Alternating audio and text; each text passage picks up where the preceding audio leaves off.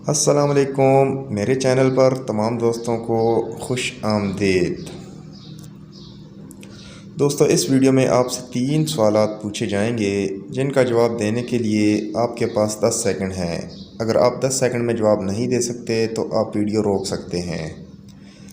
सवाल नंबर 1, मुसलमानों का सबसे ज़्यादा रखा जाने वाला नाम क्या है?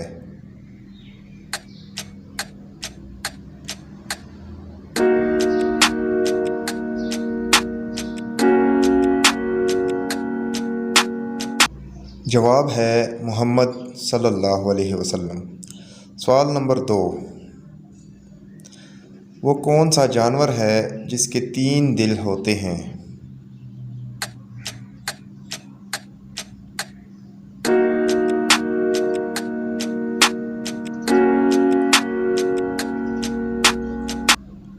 जवाब है काकरूच।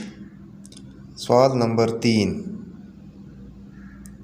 वो कौन सा परिंदा है जो भूखा रहकर ज़िंदा रहता है और अगर पेट भर के खा ले तो मर जाता है?